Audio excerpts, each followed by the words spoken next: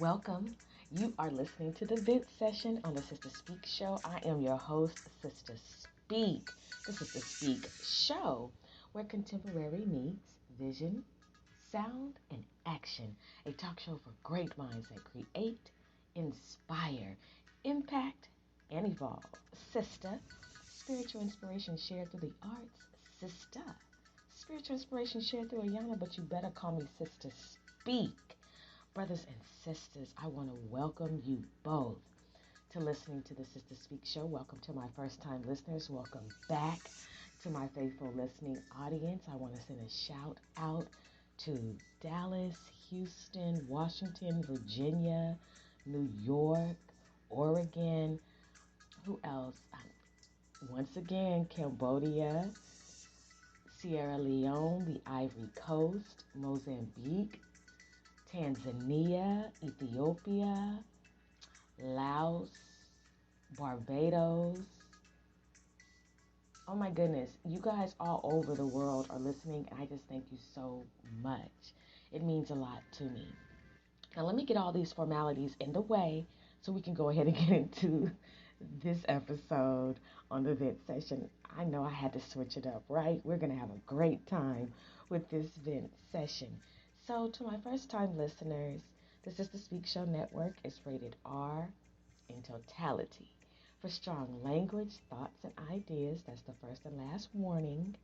You will need two things when you're listening to the Sister Speak Show. You're going to need water and you're going to need scuba gear. Why do you need water? For healing power. It is your gasoline. Your body cannot go if you don't have gas, and we move on the Sister Speak Show. We cover a lot of territory because we are warriors. We are sojourners, which means we are travelers, and we are on this journey. And we don't want you to be dehydrated. We don't want you to faint. We don't want you to be weary.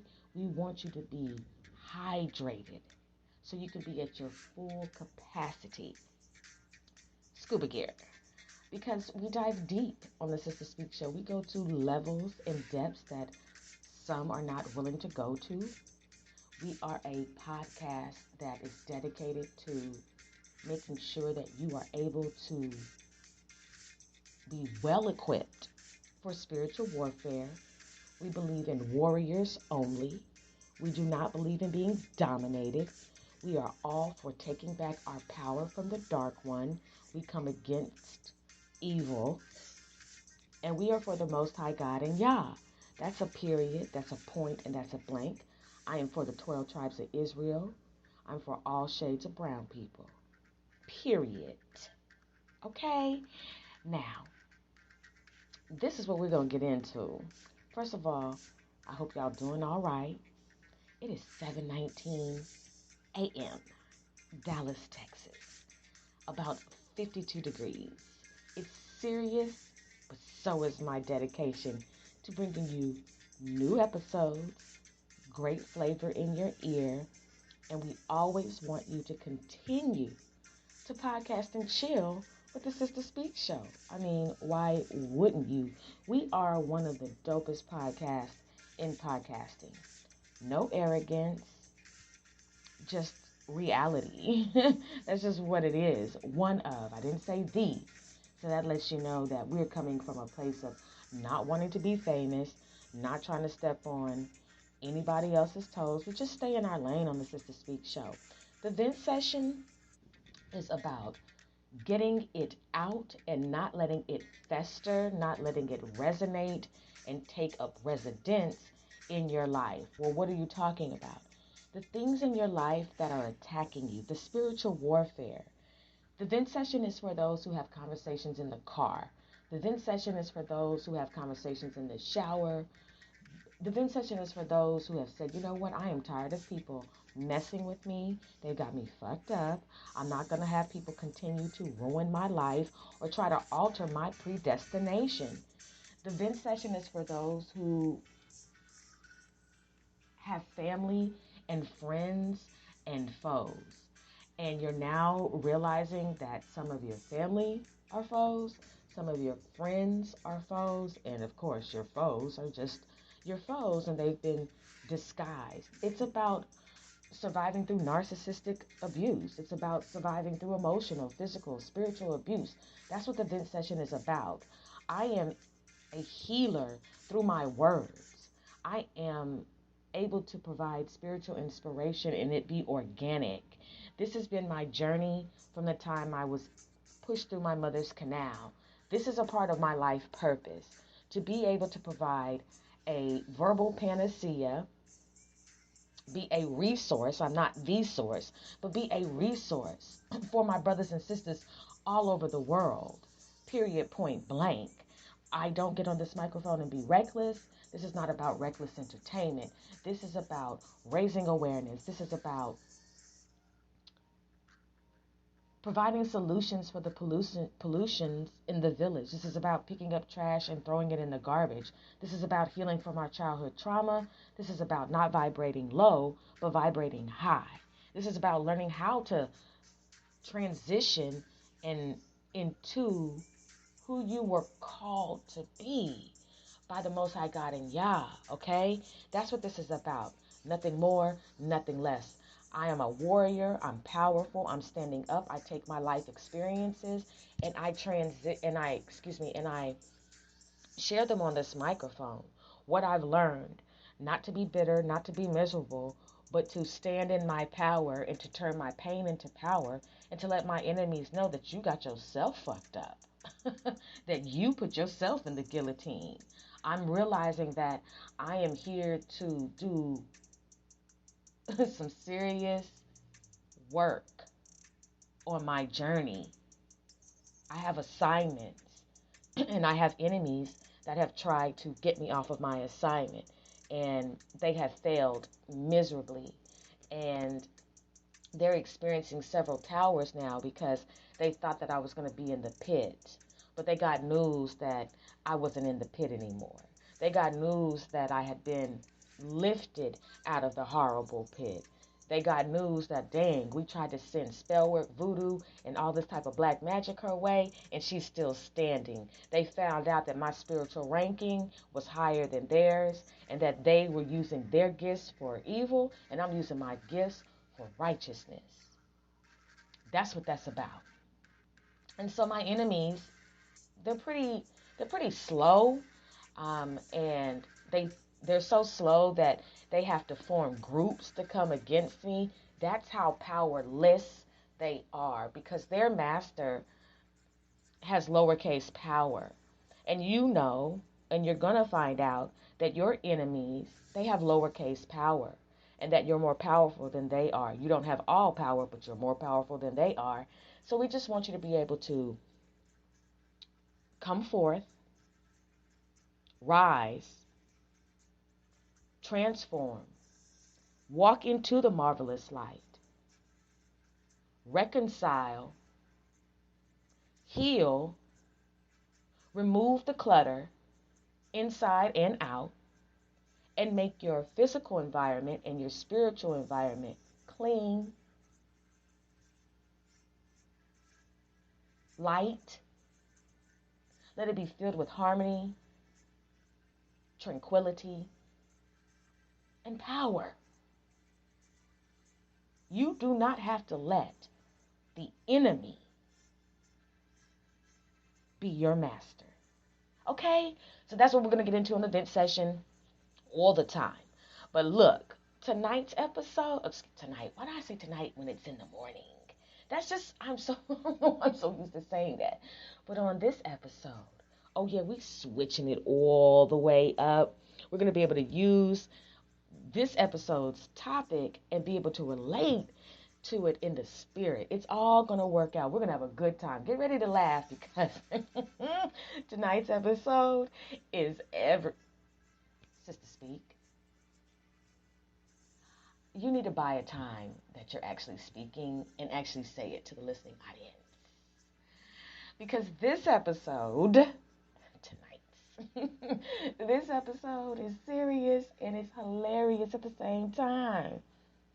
We can all relate to this topic because we know the percentage rate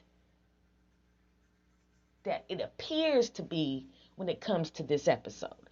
So today's episode, this morning's episode, tonight's episode, whenever you're listening. He, she, they, it doesn't bite when animals attack. When trips, when visits to the zoo turn deadly. People still just don't learn about these animals. Whether they're wild or domestic, just haven't learned yet. And so I said, I've had it. I've been done had it. Just all of the videos and the news reports about animal attacks. We've got to get to a point to where we understand how certain things go. And obviously, y'all haven't realized, some of y'all haven't realized that y'all got these animals fucked up. And then, as a result of you having these animals fucked up, they end up fucking you up. Getting mauled, attacked, having to run for your life, realizing that animal speed versus your speed is two different speeds, that when you are running from an animal, that they are basically giving you a head start, that an animal can sit, lay down, scratch, sniff, urinate, defecate, go attack something else and still catch you while your run is a jog to them. They're like, look at them jogging. Look at that. That's just a jog to me. I, being a cheetah, can run over 70 miles per hour. I, being a hippopotamus, can run about 35 miles per hour. I can actually chase you. I have speed. No, my legs have a speedometer, an odometer. What do you have? You have hope and adrenaline. And it's not funny when they do attack. Listen, it's not funny. It's to be mauled to death. None of that is funny, okay? We're going to make that be known off the rip. But how can we prevent these attacks from happening? What can we do as humans to avoid encountering these encounters? I'm just saying, the clips that I have for you all,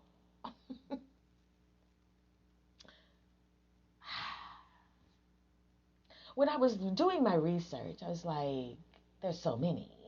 There's so many wild animal encounters and attacks that have taken place, are taking place, and that will take place.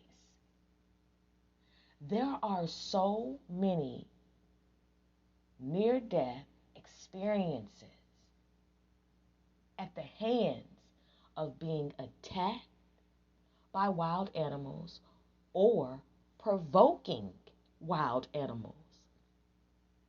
There are some people who have zero zoo etiquette. They don't know how to go to the zoo. What do you mean, Sister Speak? What do you mean they don't know how to go to the zoo? I'm telling you, a trip to the zoo that is normal for you or for me, that's not what happens for some people. Some people get caught up in the experience. And I have some clips. Now let me tell you about these clips. I am not going to say what, or let me say it like this, who they belong to, as far as, are they from the nations or are they from the tribes?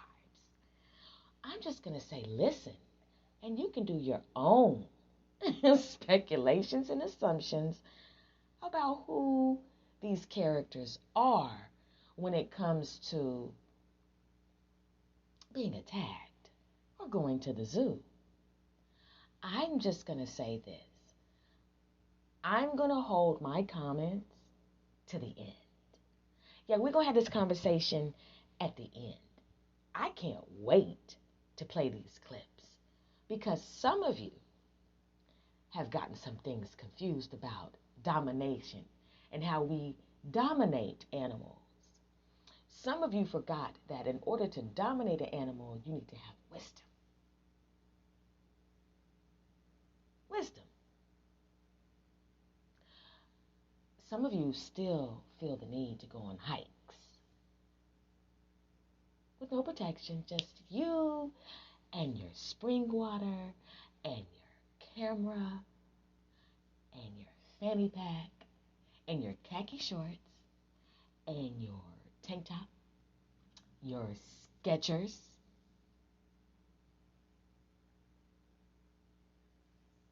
your ankle socks, and oh, you do have protection. You put on some sunscreen, okay, and you go for your hike.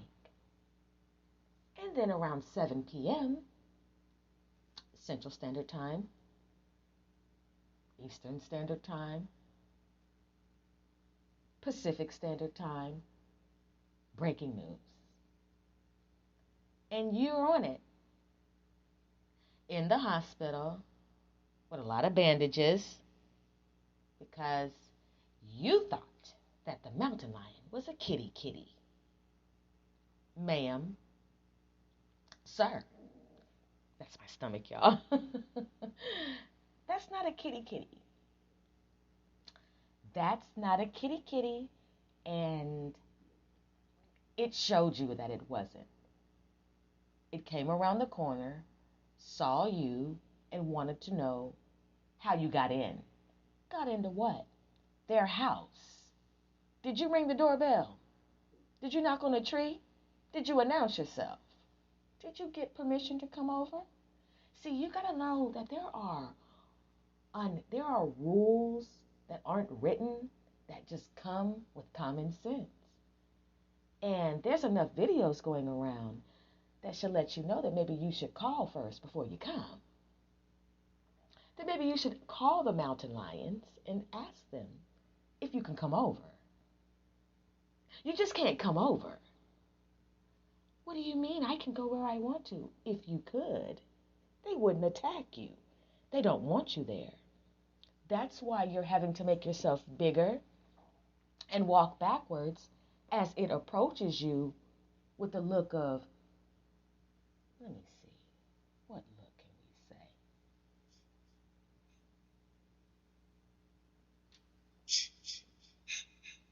Just you. Walking in the forest, thinking you're minding your own business. Lions, tigers, bears, oh my, jaguars, big ass lizards, snakes, spiders. You give 0 F's because you just want to go for a hike. And they just want to go for a bite. They haven't had nothing to eat in about maybe 2 hours. And you look scrumptious.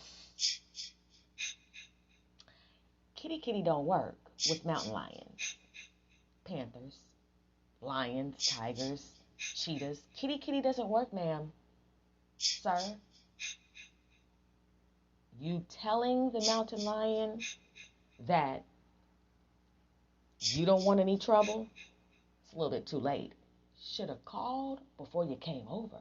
Anyway, brothers and sisters, we're going to be right back after these commercials break, and we're going to get into these videos. I'm going to have a good time. I thank you for listening to the vent session on the Sister Speak Show. Grab your water. Take you some good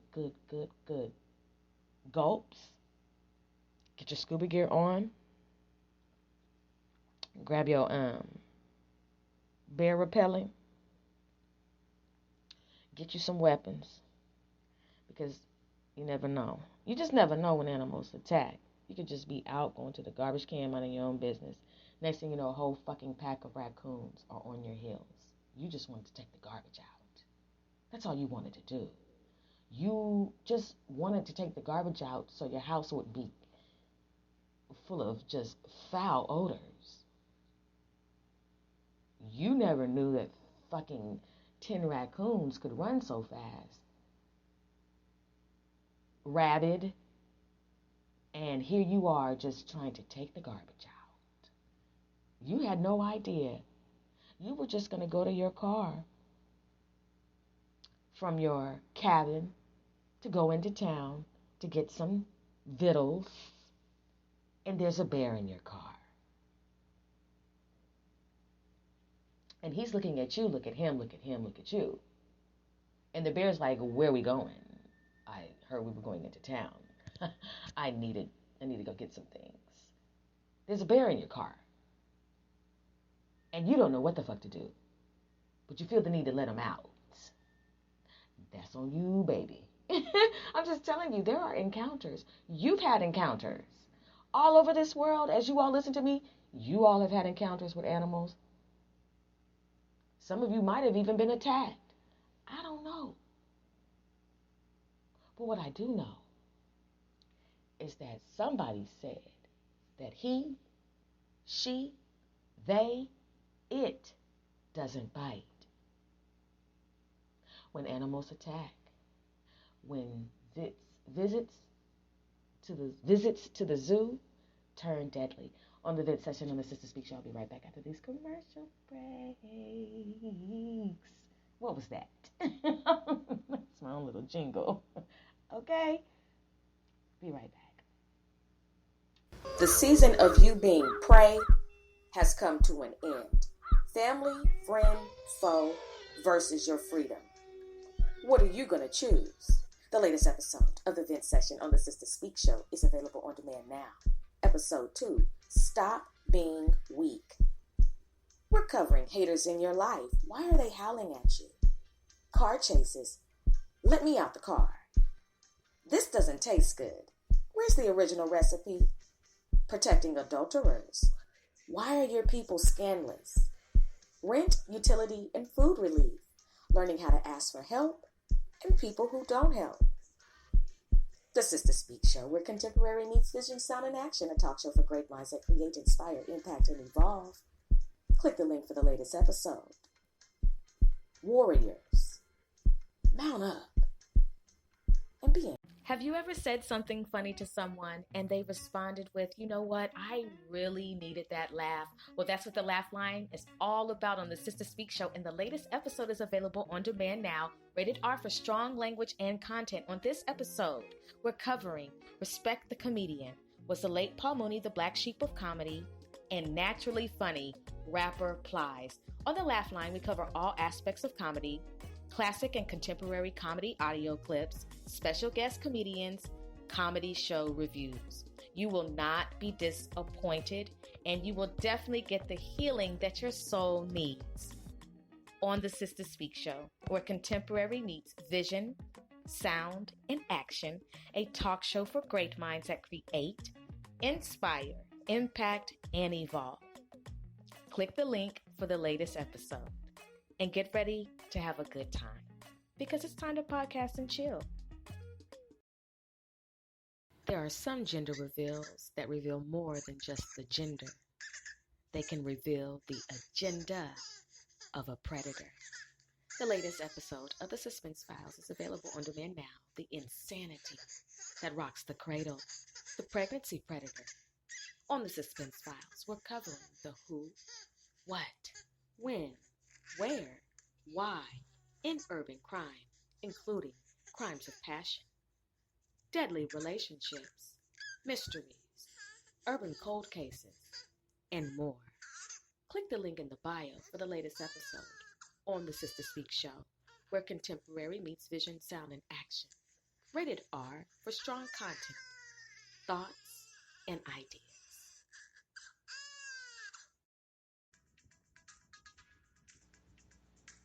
Welcome back. You are listening to the Vid Session on the Sister Speak Show, episode 8, pet food. Oh, we're about to get into it. Do you own an animal? Do you trust your animal? Do you trust your pet? Do you feel like your pet could never do you wrong? Your pet loves you? Does your pet listen to you? Do you have trouble getting your pet to come? Are you still working on that whole master pet relationship? Or does your pet own you? Are you afraid of your animal at this point in time?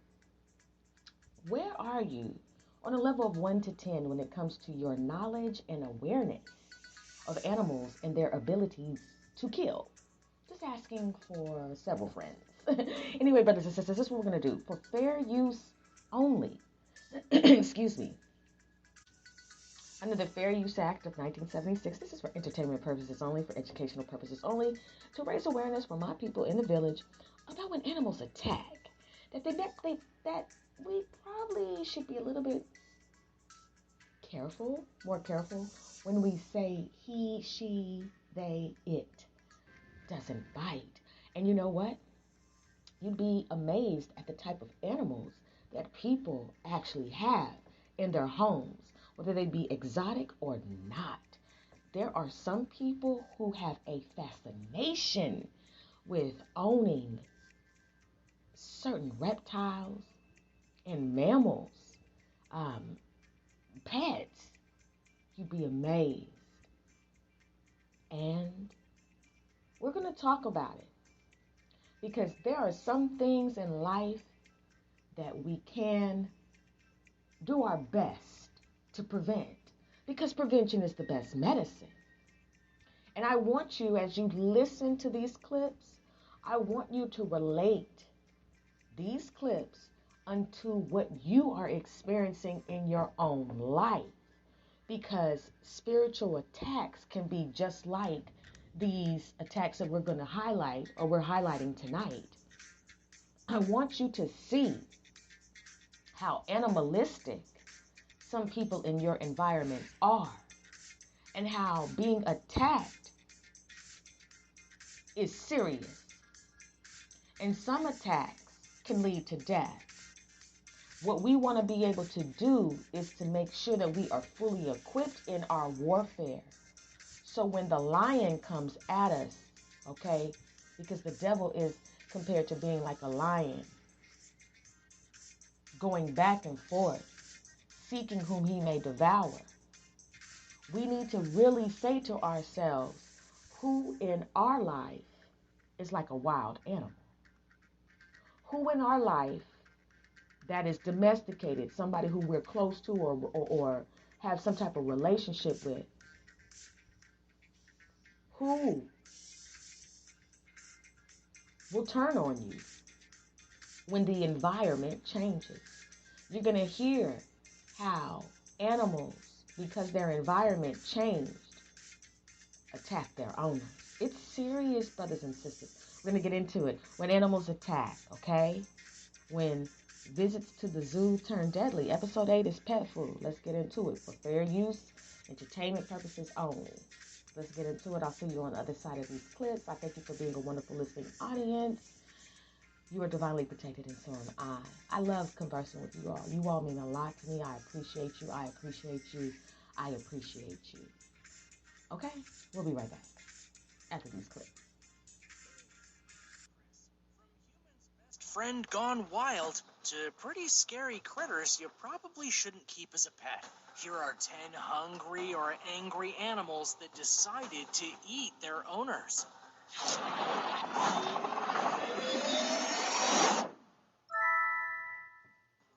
Number 10. Andre Lumboga. Dogs. Dogs are great pets and earn the name man's best friend for a reason. They are loyal and loving, but require all of their needs to be provided by their owners in exchange. Andre Lumboga from Indonesia failed to keep up with his side of the arrangement, though, and suffered the consequences when he returned from vacation in 2011. He had 9 dogs in total, and forgot to leave them any food or water for the 2 weeks he was away. Neighbors in his town of Manado first became suspicious that something had gone awry when they noticed his luggage had been left outside his home for a few days after his return. So officers went to investigate. Upon reaching the property, they noticed a foul smell. And when the door was opened, they realized what had happened. The dogs, starved and ravenous after 2 weeks without food, had turned on their owner and devoured him, as well as 2 of the smaller dogs. They found his skull picked clean in the kitchen and the rest of his body in the front of his home. The dogs also tried to attack the police officers, who had to paralyze them to continue their investigations. The story of Andre Lumboga heeds a warning to all pet owners. Look after your favorite friends, or the tables might well turn. Number 9. Kelly Ann Walls. Bear. Most of the pets on this list seem like the kind of creatures that only very brave or stupid people would keep. But keeping a 350-pound black bear, well, that seems like you're kind of just asking for trouble. Kellyanne Walls, a 37-year-old from Pennsylvania, learned the hard way in 2009 when she made a mistake and paid with her life. She and her husband were collectors of exotic pets, and her husband worked as an exotic pet dealer. In 2007, they had reported that they kept a lion, cougar, jaguar, tiger, black bear, leopard, and 2 servals on site, each of which were supposedly kept in adequate enclosures. On the fateful day, Kellyanne had gone into the 15 by 15 foot steel cage to clean it. Rather than moving the bear to another location, she simply threw a shovel full of dog food onto the side to distract it while she cleaned the other side. The bear, seeing a more tasty option, turned on her and began to maul her. Her kids sadly saw what happened and called a neighbor to help, who shot the bear while it was still on top of her. It was too late, though, and she died almost immediately. Number 8. Carla Nash, chimp. Carla Nash visited her friend Sandra Harold in 2009, and within moments of arriving would be subjected to a horrific attack that would change her life forever. Harold had adopted a chimpanzee called Travis, who was well known after appearing in adverts for Coca-Cola and Old Navy. Unfortunately, something about Carla's arrival agitated the normally well-behaved chimp, and he immediately jumped on her and started to bite, scratch, and maul her. The injuries she sustained through what was described as a brutal and lengthy attack were severe. Torn her eyes, nose, lips, and jaw, and severely injured her arms. The attack was stopped when a sheriff arrived and shot the chimp, but Carla's ordeal had only just begun. Years of facial reconstruction surgery followed, and 8 years later, she still had to live in an assisted home because of the difficulties she was still experiencing. And now for number 7. But first, be sure to subscribe to World List if you haven't already, and let me know which of these animals scares you the most in the comments below. Number 7. Marius Els, hippo. They are used to dangerous animals in South Africa. In fact, they are where most of the private zoos in the States source their prized exhibitions from. But even this familiarity proved fatal for Marius Els in 2011, when his beloved pet hippopotamus turned its sights on him. Els had been repeatedly warned by friends and authorities that the creature could not be tamed, but he saw it as a son. He had cared for the animal since it was 5 months old, and he never believed that it would cause any harm. And he couldn't have been more wrong. By the time it was 5 years old, it weighed over a ton. And while no one knows why the hippo attacked its owner, it did bite him to death. The former Army major's body was found submerged in the river, where the hippo had previously been rescued from during a flood, with horrific wounds. He wouldn't have stood a chance against the onslaught. Els should have listened to the advice he was given. Despite looking cute, hippos are one of the most dangerous animals there are, and responsible for more deaths each year than lions, elephants, leopards, buffaloes, and rhinos all combined. Number 6. Cynthia Lee Gamble, tiger. Cynthia Lee Gamble's friends described her as fearless, something that seems understandable, considering she kept a 500-pound Bengal tiger in a cage in her home in Minnesota. She was an animal expert and lover, having been involved in a number of movies and documentaries, and frequently raising, training, and filming wolves, wolverines, coyotes, and foxes. She had apparently kept tigers on her property for over a decade. So if anyone was experienced and aware of the dangers, then she certainly would have been. Despite this, though, she was fatally mauled by one of her tigers in 2006 in what seems like a tragic accident. Enclosures will typically have individual cages that are separated from a pass-through area by heavy drop doors. To enter, the tigers would be coaxed into their cage, the doors would be lowered, and it would be safe for a human to enter to clean or feed. When they found Cynthia's body, one of the doors remained perilously open, leaving her open to attack from one of the tigers, which is ultimately what happened. It was a tragic end to the life of a celebrated wildlife enthusiast, but also a warning to those who get a little too complacent living with dangerous animals. Number 5. Terry Vance Garner, hogs. It's something you might see in a gangster movie as a way to dispose of bodies, but for one Oregon farmer, the vicious nature of hogs became all too clear. Terry Vance Garner went out to feed the hogs on his farm in September of 2012, the same way he always did. But this time, he didn't return. A family member went to investigate a few hours later, and to their horror found his dentures and pieces of his body scattered around the pen. But most of Terry had gone consumed by the herd. Terry had apparently been bitten by one of the pigs a few months before, after accidentally treading on a piglet. So there have been suggestions that it may have been an act of revenge. It's also possible that he had a medical emergency, like a heart attack, or simply been knocked over by one of the beasts before they began to devour it. With the pigs weighing up to 700 pounds, far larger than is typical for sale at market, there wouldn't have been much the 69-year-old could do once they had begun. Number 4. James Little, dog. A little-known fact about canines in the wild is that they have a natural tendency to remove diseased flesh. It's something James Little, a 61-year-old from Oregon, probably wishes he had known before he went to sleep one afternoon. You see, James was diabetic, and as the disease affects the extremities and makes them numb, it's thought that his pet Shiba Inu mistook this for a danger and proceeded to chew off 3 of his toes. He woke up and noticed his missing toes, so called the emergency services and was taken to a hospital, and he was soon fine enough to return home. The dog, on the other hand, was not forgiven and put up for adoption straight away. Hardly surprising considering James would otherwise have been scared to go to sleep for fear of what he'd wake up to find missing next. Number 3. Mark Vogel, spiders and more. Mark Vogel from Dortmund in Germany loved exotic animals and had a large collection of them around his home, from lizards and insects to spiders, snakes, and termites. He had pretty much everything you wouldn't want to see in someone's house, all in his tiny apartment. On a fateful day in 2004, Vogel's luck was up. His black widow spider, called Bettina, escaped and bit him, and he soon died. He was a loner, so no one noticed his absence for a while, until neighbors called police to complain of a smell. The police broke in to investigate. Nothing could have prepared them for what they were to find. Vogel's pets were loose around the apartment. His body lay on the floor, covered in spider webs, with spiders crawling in and out of his nose and mouth. Huge tarantula webs hung in the corners of the room, filled with bits of flesh that had been torn from his body. Several thousand termites were feasting on a cavity within his chest, and poisonous frogs and snakes roamed free. It is thought that he'd been dead for 2 weeks, and the reason why all this happened? There was an electrical surge in the heating elements in the cages, which exploded and released all the animals. Number 2.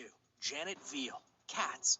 Cats are also reliant on their owners, particularly if they're kept indoors all the time. So when Janet Vogel, a recluse from Ringwood in England, died from natural causes, her pets were left with no choice but to start picking away at their former owner. After realizing that they hadn't seen her for a while, and with letters spilling out of the letterbox, police were called to find out what had happened.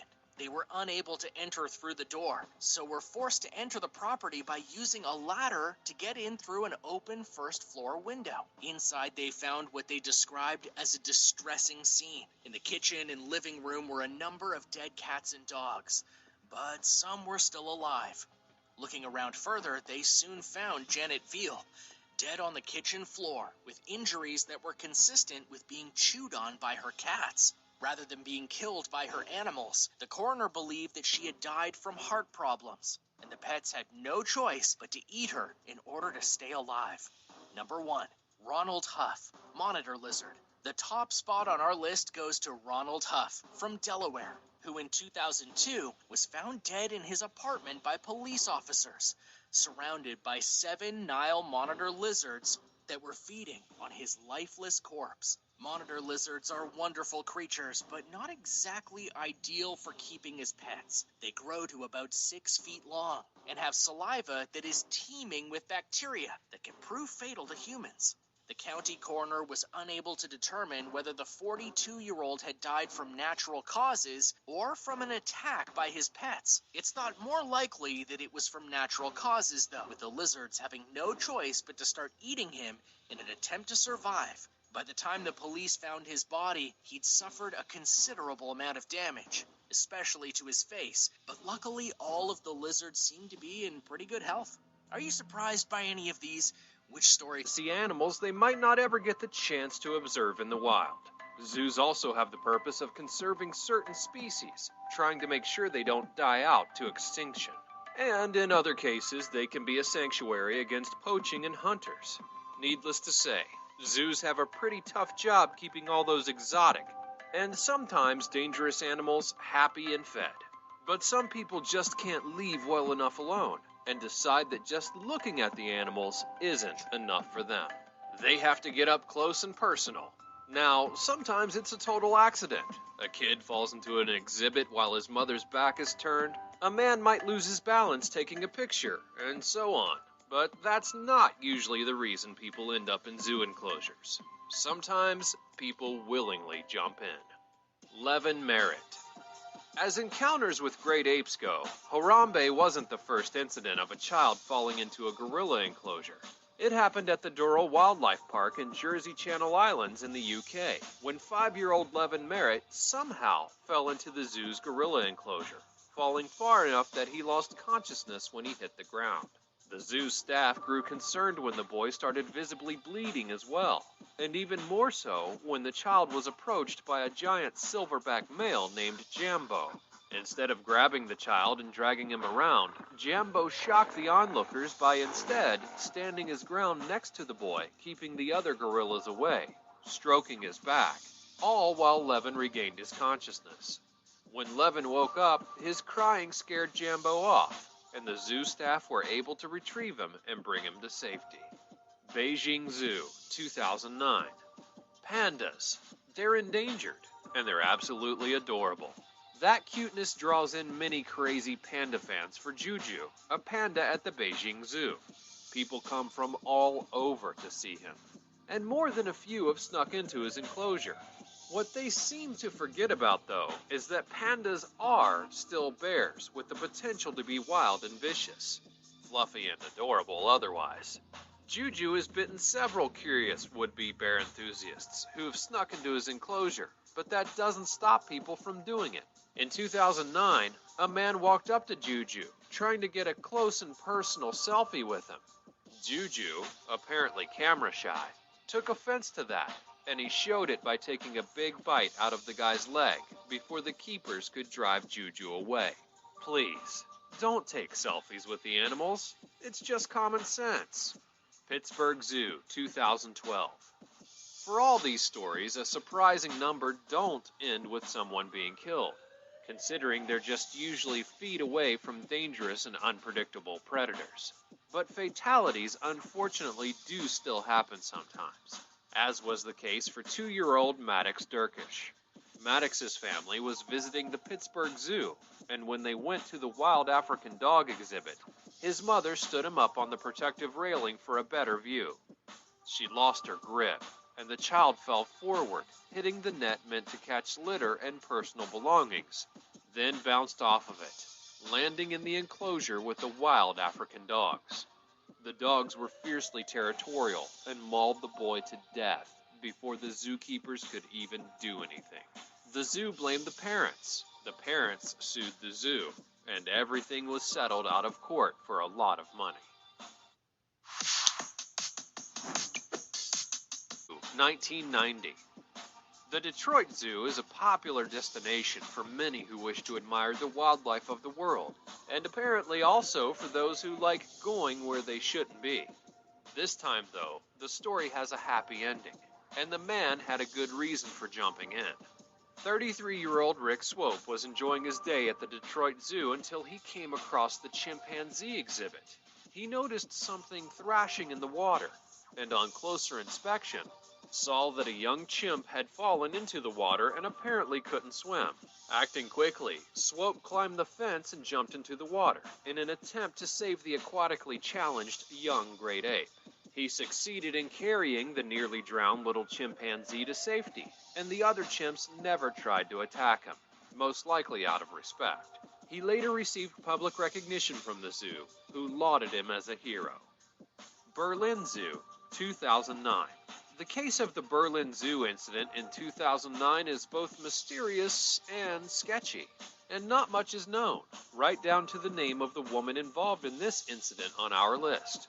What we do know is that in 2009, a German woman dove right into the polar bear exhibit at the Berlin Zoo. She's apparently a huge polar bear fanatic, and her mental condition is a bit wonky. In any case, she would soon come to regret her dive, as the bears let her know how much they didn't want her there, biting and clawing at her viciously. Zookeepers were somehow able to drag her back up along the wall, but not before she'd sustained some nasty injuries. Who knew that polar bears were vicious creatures with teeth and claws who enjoyed hunting and killing, and not a refreshing Coca-Cola? Cleveland Metro Park Zoo, 2015.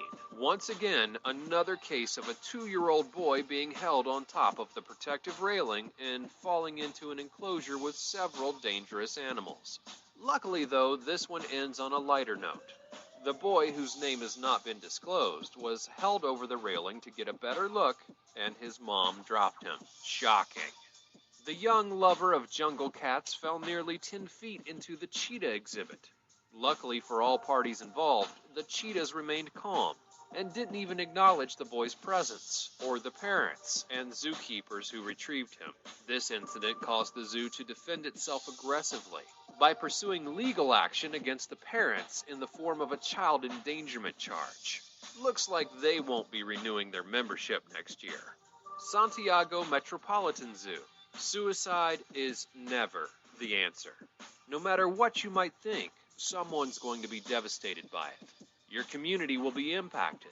Your loved ones will be at a loss without you, and you'll be sorely missed by many.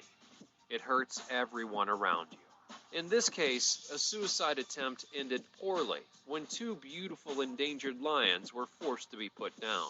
An unnamed man decided the way he wanted to go was being mauled by lions, so he did what any man in his position would do. He went to the Santiago Metropolitan Zoo, walked up to the lion exhibit, took off all of his clothes, folded them neatly on the ground, with a letter tucked into his pants pocket, and then climbed the fence and walked right up to the lions. Zookeepers made a split-second decision to save the man's life, and shot down the male and female big cats. The zookeepers were devastated by having to do this, and the man was arrested. His note would later be found, a selfish manifesto that ended the lives of 2 amazing jungle cats for no reason. Little Rock Zoo, 2015. A young child went to the Little Rock Zoo with his father and grandfather for some fun and multi-generational bonding time. The day quickly soured, however, when the boy wandered away from his dad and crawled underneath the fence of the jaguar enclosure. Jaguars aren't exactly friendly, and 2 of the vicious cats were on him in a flash, savagely biting his head open and tearing a large gash in his legs. Against all odds, the zookeepers on duty rushed the big cats, driving them away and putting the child on an air evac headed for a local hospital. A few months later, and the boy was released and is reported to be in great condition. Child falls into the gorilla exhibit and was set upon by a terrifying silverback female gorilla named Binti Jua. Well, actually, the gorilla not only did not hurt the child, but in fact picked him up gently in her arms and carried him over to the entrance, giving him to the zookeeper. The great ape was praised as a hero, and the child was unharmed without incident. Toronto Zoo, 2016. A visitor to the Toronto Zoo must have really liked her hat, because she jumped down from the observation deck and right next to a flimsy fence that had a tiger behind it in order to retrieve it. Amidst people yelling at her, calling her names like moron, The woman leapt down and grabbed the hat while the tiger pounced on the fence separating them and desperately tried to get at her. As swiftly as she leapt down, she scrambled back up to safety and to one particularly belligerent man who made a scene yelling at her and calling her all kinds of names while cursing her out.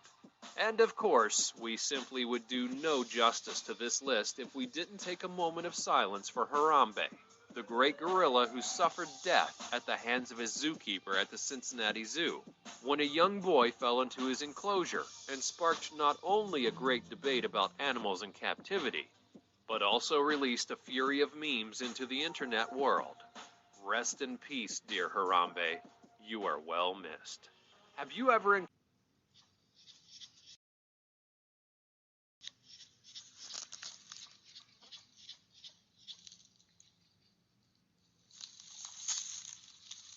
This is a man in the woods,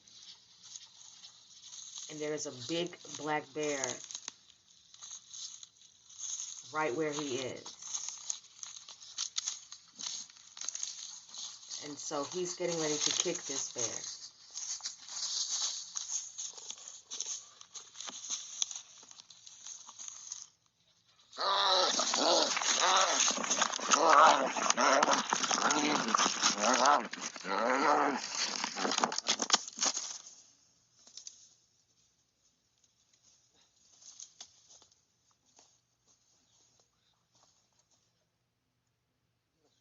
Camera down.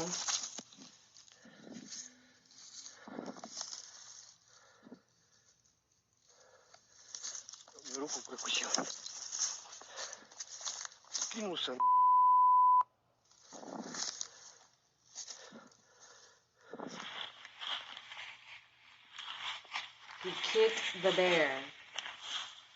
What were you expecting, sir? That's not Yogi and that's not Winnie. That's a bear.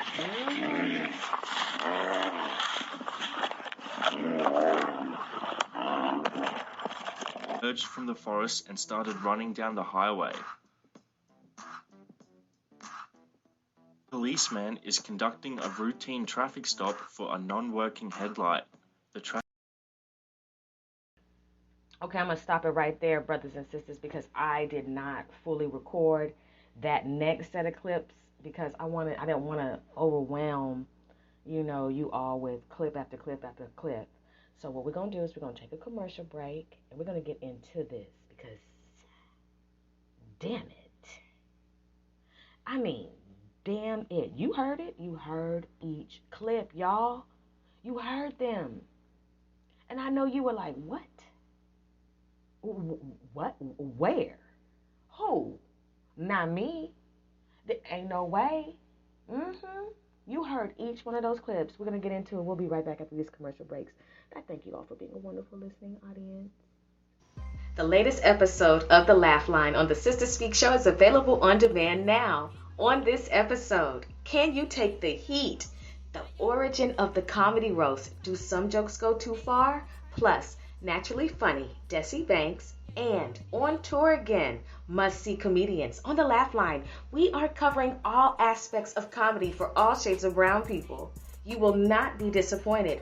This episode is rated R for strong language, thoughts, and ideas. It's time to what? Podcast and chill with the Sister Speak Show, where contemporary meets vision, sound, and action, a talk show for great minds that create, inspire, impact, and evolve.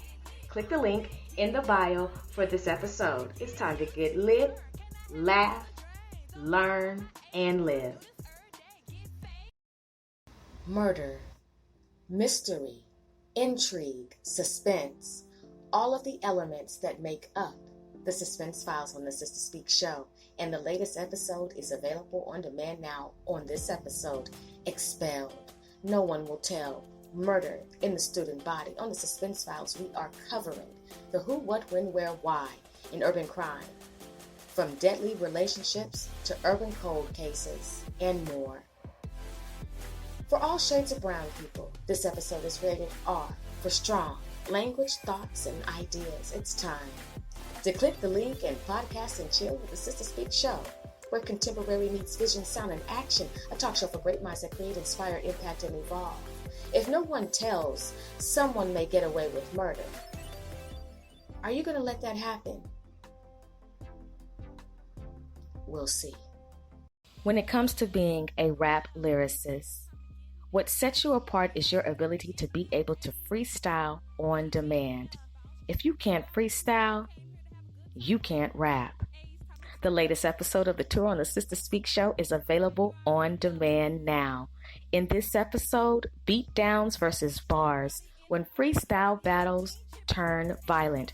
Rated R for strong content and language. On the tour, we cover all aspects of the music industry, focusing on musicians, managers, songwriters, producers, music groups, DJs, with exclusive music as well as concert reviews and IG Live concerts and interviews. On the Sister Speak show, where contemporary meets vision, sound, and action. A talk show for great minds that create, inspire, impact, and evolve. Go ahead and click the link for the latest episode.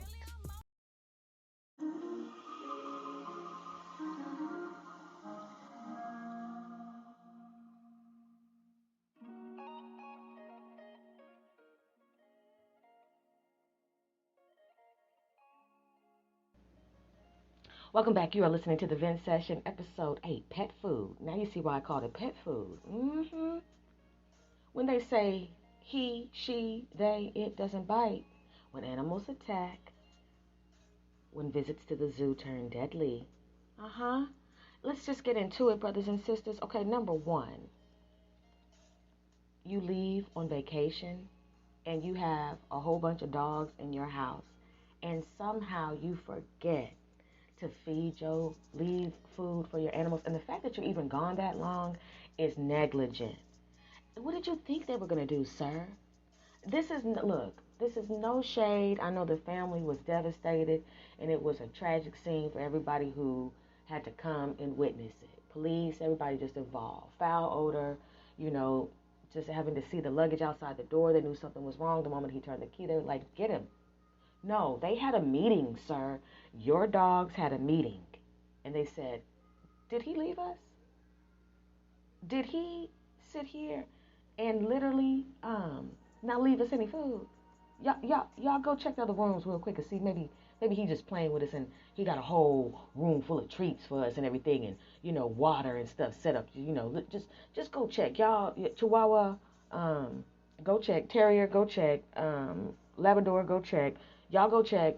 I'm going to hold it down right here because I'm just going to sit here in disbelief because I know he didn't sit here and pet me on top of my head and make us think that he was just coming right back. See, I knew something was up when he walked out with the carry-on, but I didn't want to say nothing because I didn't want to make none of y'all shit all over the house right away.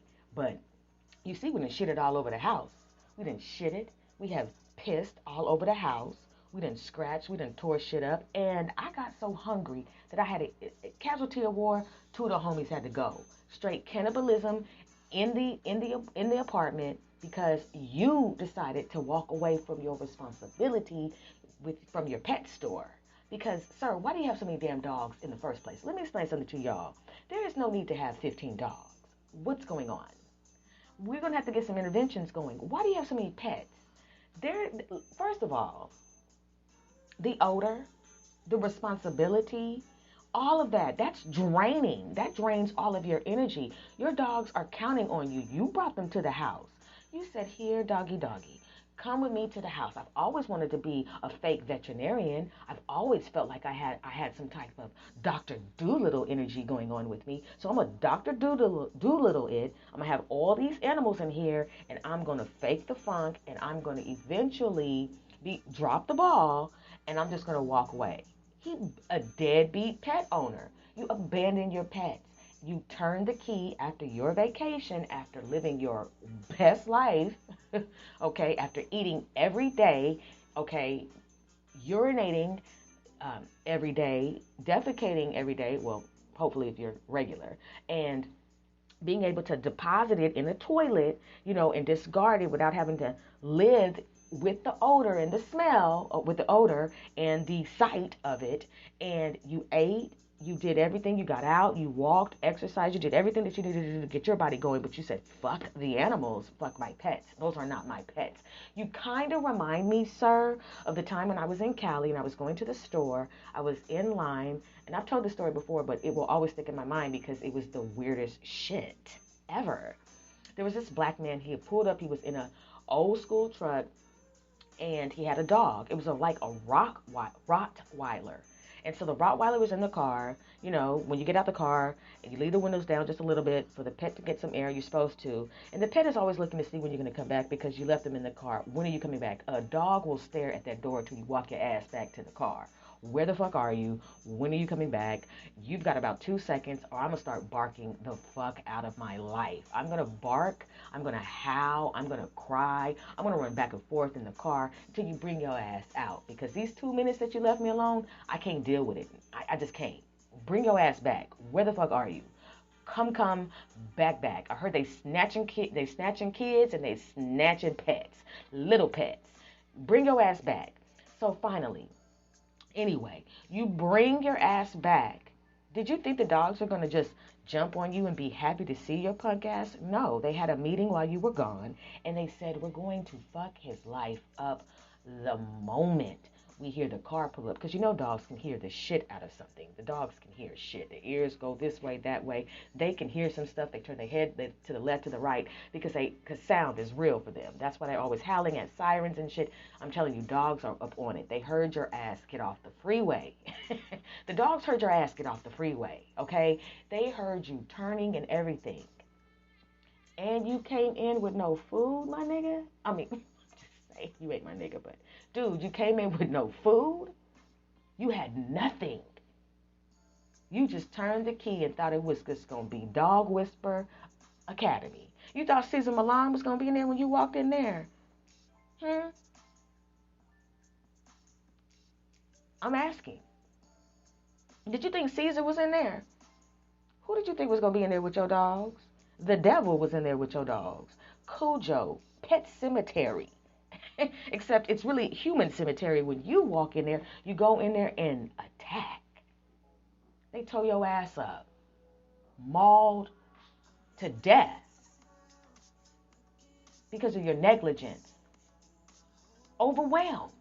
Didn't give a fuck. And the dog said, this is it. This was a buffet. They had already had a discussion on what parts they was going to get. The shit didn't work well for you. You already see what happened to the homies. You was next. This ain't gonna work well for you. When animals attack, he doesn't bite. Yes, he does. As a matter of fact, they bite. They bit, and you... That was it. Ma'am, I need to ask you a question. Why are you adopting a chimpanzee? There are children who need adoption. But you said to yourself, I'm going to be Dr. Doolittle's wife, and I'm going to adopt this chimpanzee, and I'm going to bring him home, and I'm going to name him Travis. Based on the things that are happening in the hip-hop news, it's probably good not to name anything Travis at this point. Moving forward, Travis doesn't like your friend, ma'am. He has never liked your friend, obviously. Travis is possessive, and your chimpanzee doesn't want you to have company. Every time your friend comes by, he gets antsy. What is it about your friend? Yo no sé. Pero your chimpanzee, don't fuck with her. And he heard you on the phone, and he heard the plans that she was coming over. And he had kind of told you before in chimpanzee, don't bring this bitch over here anymore. In chimpanzee, I don't like your friend. Don't bring her over. This ain't cool. She'll never have no snacks. She'll never bring no bananas. She always keep petting me on my head. She be hugging me. I don't like her. She stink. Whatever it was about her, he was not thrilled. And she was like, I'm coming over. And your friend, and she was like, okay. And Travis was like, not today. And Travis said, okay. So you gonna have her come through? Bet. If she walks in the house without a banana, it is what it is. It is what it is. I'm gonna have to just tap into my King Kong spirit. And I'm gonna have to go ape shit on her. And that's what he did. That's what he did. Let me tell you something. A chimpanzee is 6 times stronger than a human. Can slap your whole face off. And they do slap faces off. There's a man who had a chimpanzee, released it back to the chimpanzee sanctuary, where they're not able to necessarily go back into the wild, but they give them the wild life experience, but it's enclosed. And it was their chimpanzee's birthday. And so they decided to bring a cake to the chimpanzee. There was a picnic table in the middle of the enclosure, and they put the cake because, hey, this is our chimpanzee. We've raised him since he was a baby chimp, and he loves us. We love him. We've hugged, we've kissed. It's been so sweet. It's been so we have a bond. So what could ever go wrong? Every fucking thing, everything in the world could go wrong, and it did. So here it is. You bring a birthday cake.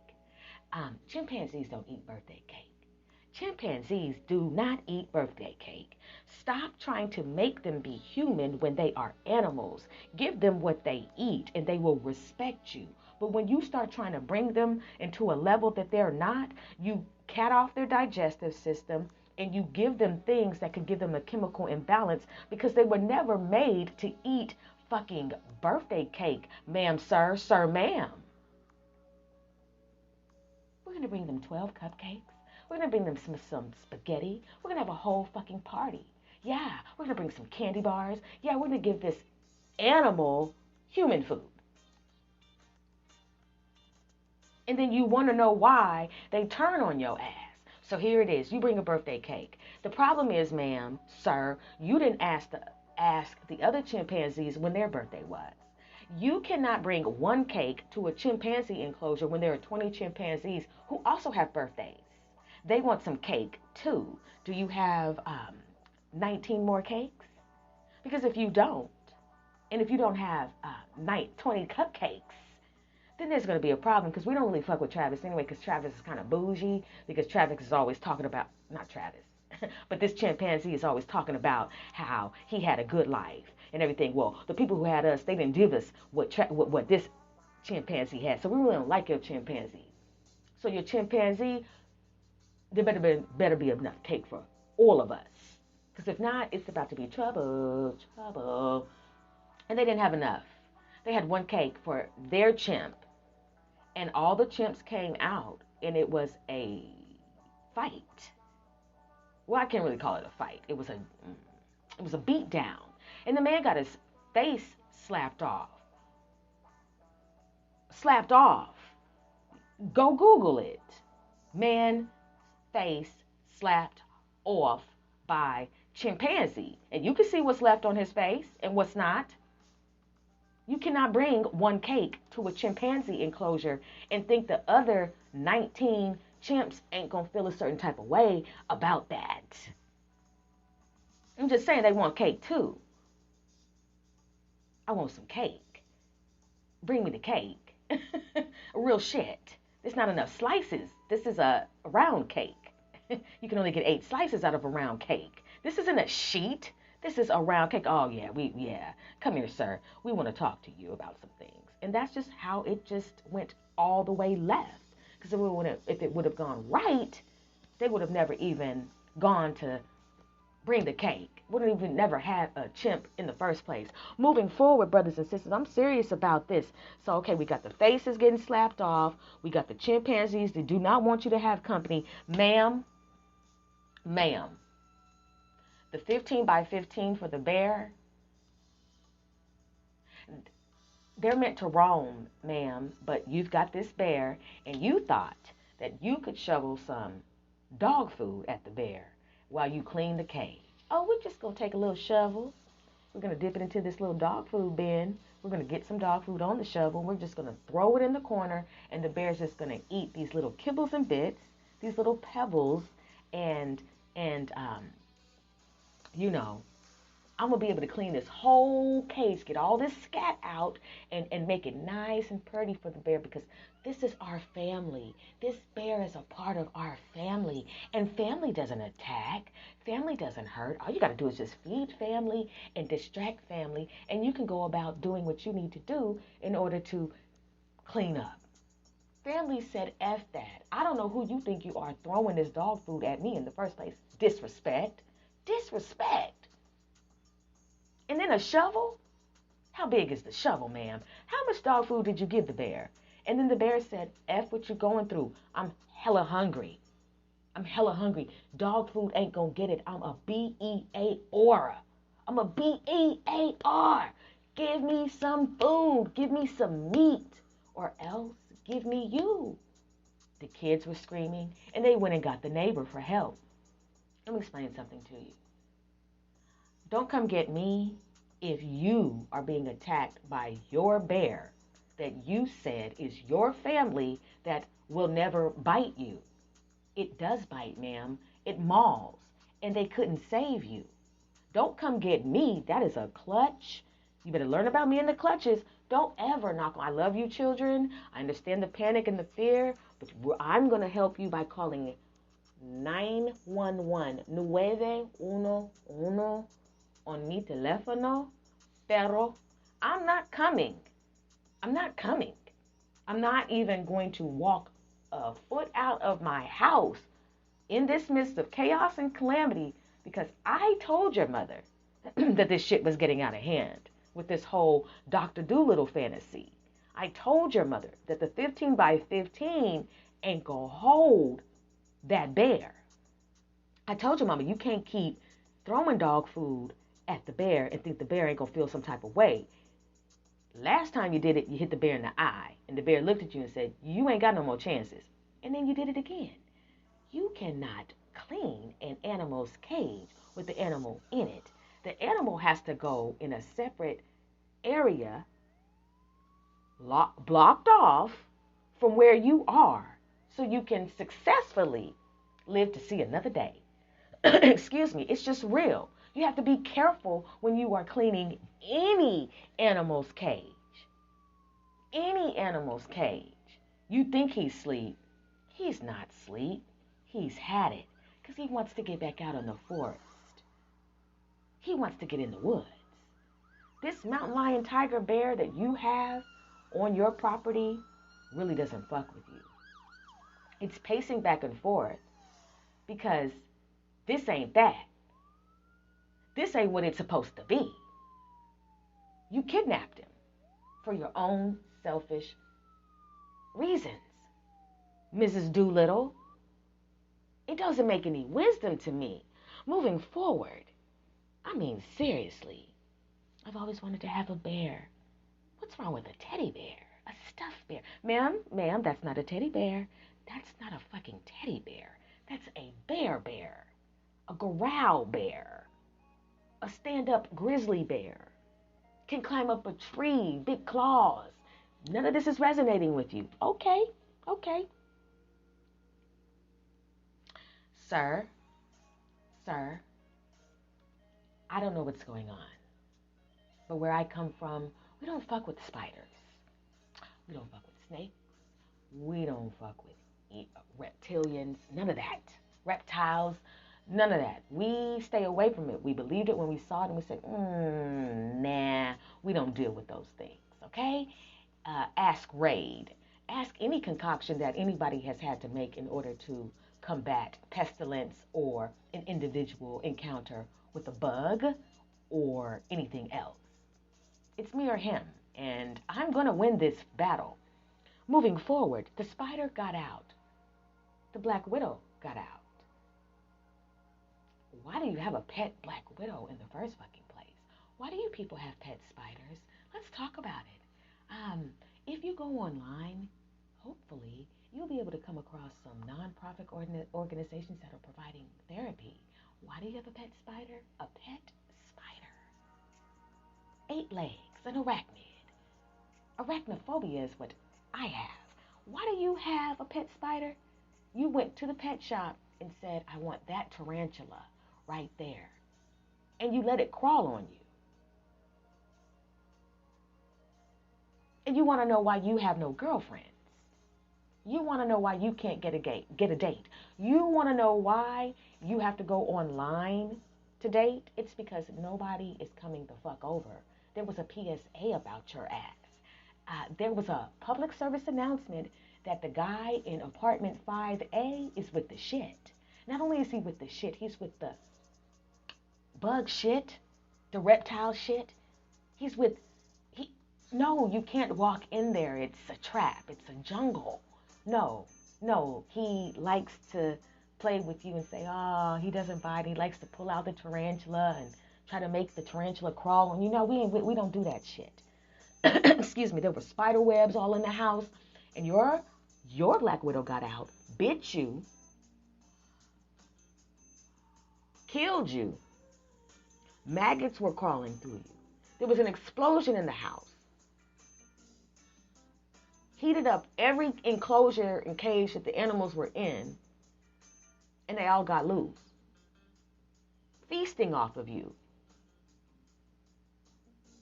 You make it make sense. You make it make sense. You can't. They turned on you. They will always turn on you. It's in their nature to turn on you. It's in their nature to be instinctive, to be predatory, and to use their venom or whatever they were given to take you out. And you still want to cross that boundary and entertain them. Are there people like that in your circle? I'm just saying, though. Let me see. What else did I...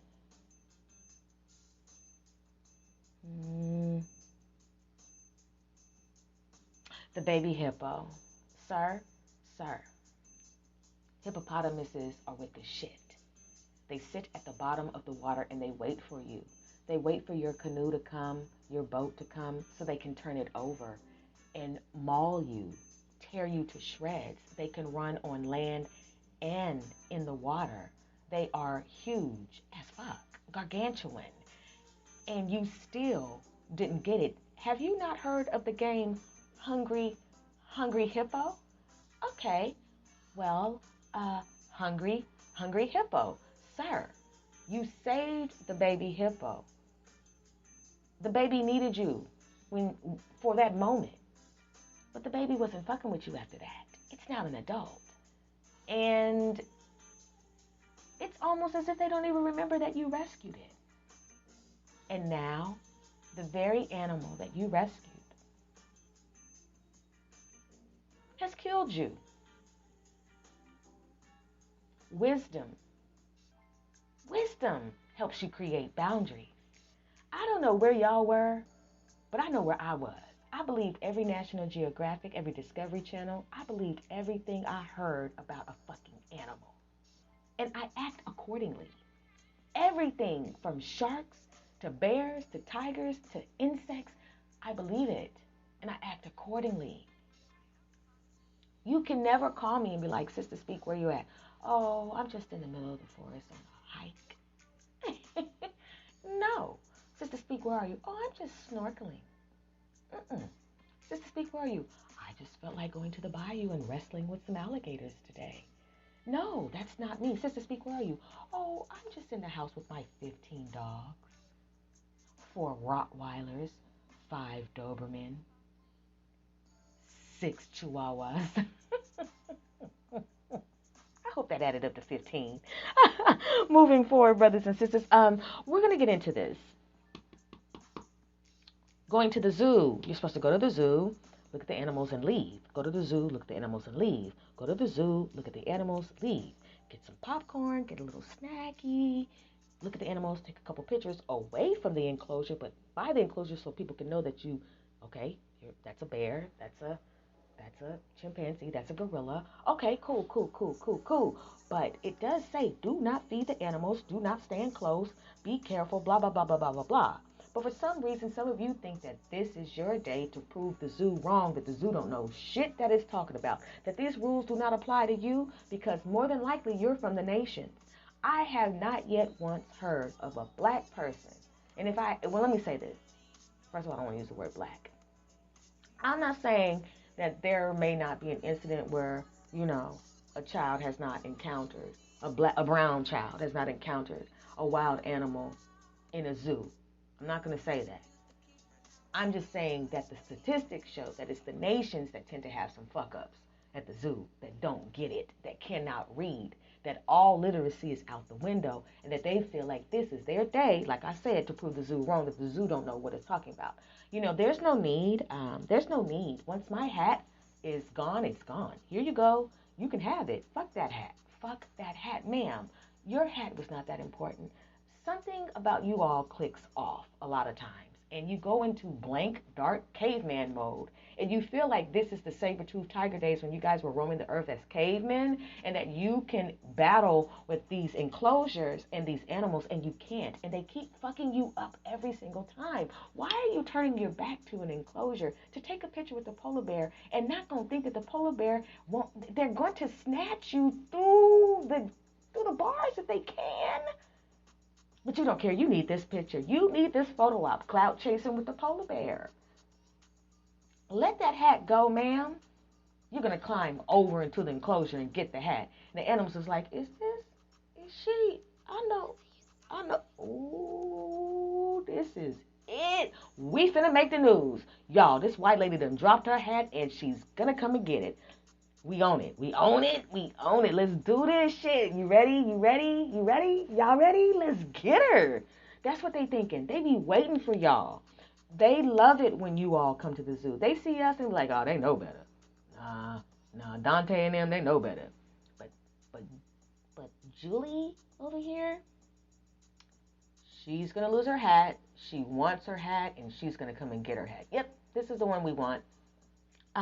Also, let me see. What else did I write down? Because this is amazing to me.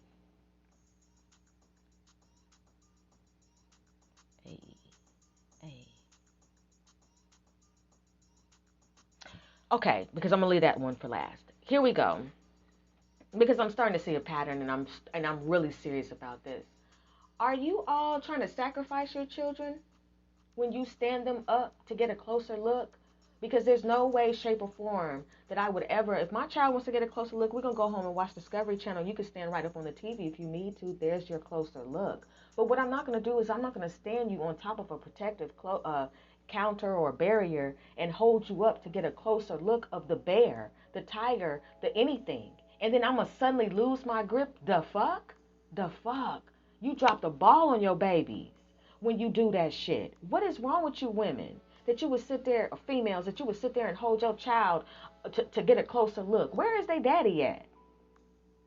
Oh, you want to talk about that? Why are you at the zoo holding up your child for a closer look, and then you suddenly lose your grip? That happens one too many times, and I'm starting to think, are you sacrificing your children?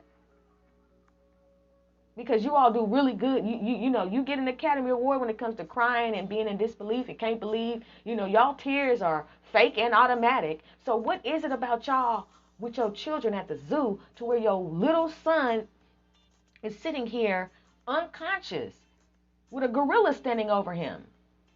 How is it that you are not holding on to your children's hands? Your child should never be able to escape your grip and be able to run off anywhere. My parents never let me run off. I got loose one time. One time when I was 2 years old, but not at the zoo. I got loose at the mall, in JCPenney's, in Cali. I was 2 years old. Got loose. I got loose. I don't know how I did it because they always had a tight grip on me. I think my brother was supposed to be watching me. So if my brother's watching me, I'm going to get loose. Try to. But here I am. I'm in the mall. It's my moment. I break free. Clear and free. I'm out. Boom. Let me see what this world is about at 1'2". All right, cool. Can't see much. Lost. All right. Wait a minute. Jesus. Oh, shit. Hold up. Well, but I turned myself in. I walked up to the lady that was working, and I was like, hi, I can't find my mom or my dad. My mommy or my daddy. And no. This is how it happened. A lady kept saying, Ayana. I heard my name being called, but it was another Ayana. But I walked up, and the lady's like, who? I was like, I'm looking for my mommy or daddy. They made an announcement. They came and they found me, and the trip to the mall was over after that. I could tell by the grip in my hand that I was in trouble. I could tell by the way my daddy was holding onto my hand that there was going to be a little bit of a pop coming for me getting loose, but the pop was going to come in the car. And yeah, and because the child seat was in the middle of the car, yeah, definitely got them knees. Pop, okay. don't get loose again. But how about you now let Cedric watch me? How about that? Anyway, moving forward, brothers and sisters. So how is it that your child gets loose? You're supposed to hold on to your child and watch your child with dear life. With dear life. There's no way that your child should ever be able to crawl into the zoo, into the enclosure where the jaguars are, where the cheetahs are. Sir, do you have anything to say for yourself? This is not making any sense. Hold on to your children for dear life.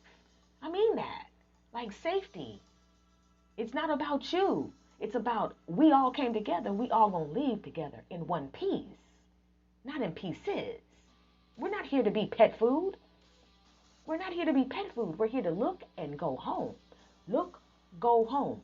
Boom, boom, boom, boom, boom. Y'all good? Y'all good? Everybody see anything? Good. Bam. We out of here. Not breaking fucking news. Doesn't make any wisdom. Now, I know chimpanzee is drowning, and it's a sad thing to see. It's a sad thing to see because the chimp can't swim. But, sir, did you notice his fellow chimps never got in there to work to save him because they can't swim? But you got in there to do it. You brought the chimp back. They respected you. But let's not try that again. I need to ask, where are the people who are at the zoo who are supposed to be watching the chimps? You're supposed to be doing that rescue. Don't ever in your life think that I'm going to be at the zoo and you get on the walkie-talkie talking about Bubbles is drowning. How is Bubbles going to drown? Bubbles drowning. It doesn't make any sense. Water bubbles. I'm just saying. And you want me to do what? Do who? Nah, I ain't going to be able to get Bubbles. Nah, this white man looks anxious though. Nah, look, he's already in there. Bam, Bubbles is safe. Boom, Bubbles back on dry land. Little shook up. Give him a banana. He be alright. But me in the clutch, Bubbles is going to probably sink to the bottom. Moving forward. I'm just saying though. Now this is serious. This is real serious. You cannot kick a bear in the butt and not think the bear is going to be upset. That's just, I don't know who needs to hear that. Moving forward.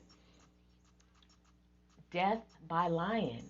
Suicide. This man wanted to commit suicide, took off all his clothes, and he put himself in the enclosure and said, this is it.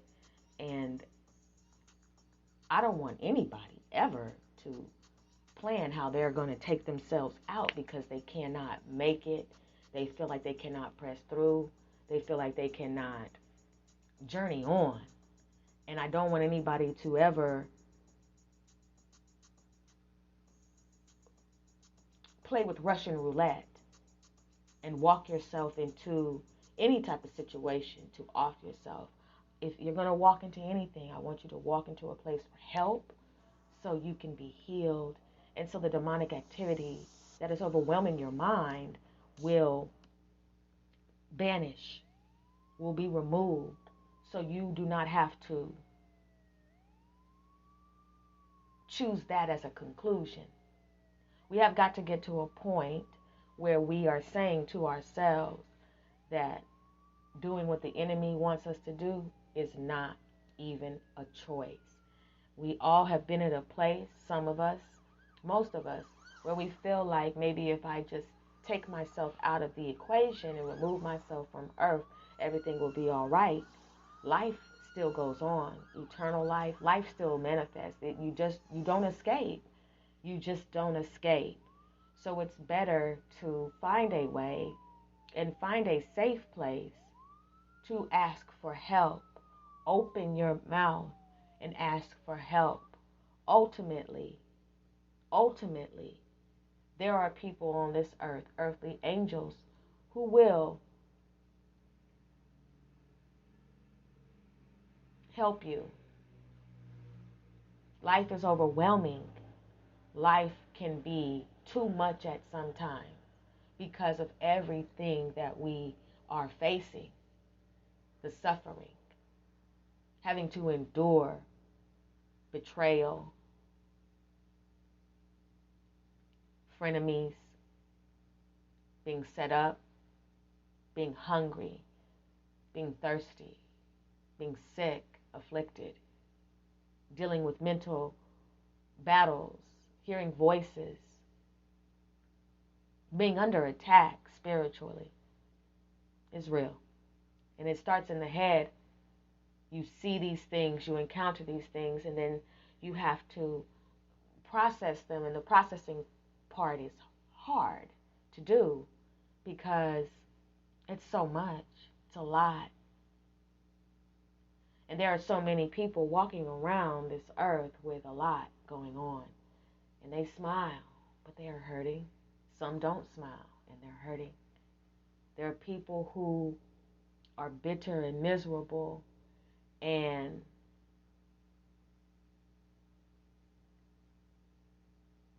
so wounded that they don't want to be rescued at first. They'll bite, they'll scratch, they'll attack, just like an animal who is trapped, who has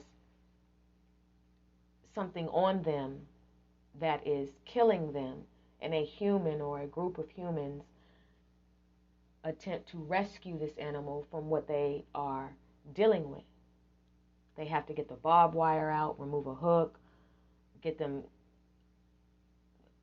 out of water. They have to rescue this animal, but the animal who is wounded and by nature, instinct, is already in predatory or just fight mode because of what's going on. No trust issues. You're a human, I'm an animal. Being able to communicate, I'm just here to help, is a task. And some of you reject help.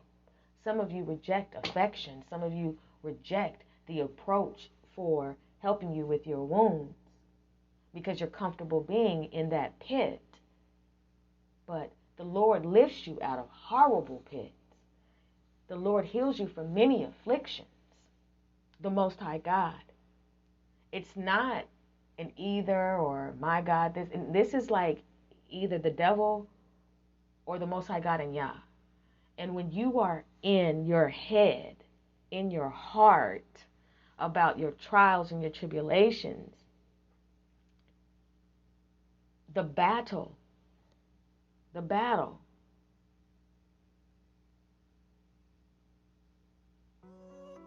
excuse me, hold on, not that one. The battle is real. And because you're being attacked, now you want to take what they were attacking you with and use that to take yourself out. And we can't have that. When animals attack, when people attack, let's relate the two. Because this man said, I want to end my life by being mauled by lions.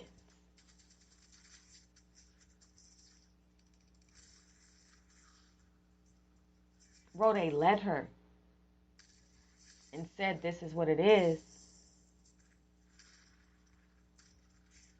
And he was not successful. The Most High God does cause the plans of men to take no effect. I know of a woman, young lady, who was battling in her head, battling. It was real for her. And I didn't know that she was battling until after the fact. Young mother of a child, one child, and she left a letter with some money to pay her rent for that month, and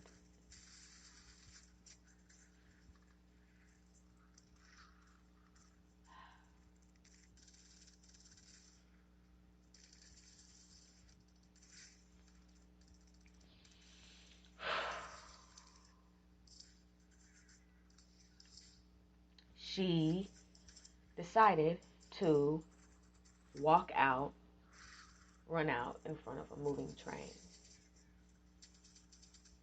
Death by train. She committed suicide. And in the letter, she said she just couldn't take it anymore. And I've been at points where I couldn't take it anymore. Have you? And I cried a lot about that because of the pain that you see someone and this warfare is real. And that was her way to escape. But the pain left behind and the pain that was in her, I don't want anybody to ever in their life, and I'm talking to every single one of you all listening, every single one of you, every single one of you, no matter what state, country, continent you're in, listen to me. You cannot kill yourself. It is time to vibrate higher and heal. It is time to throw away the thought of suicide, and it is time to heal.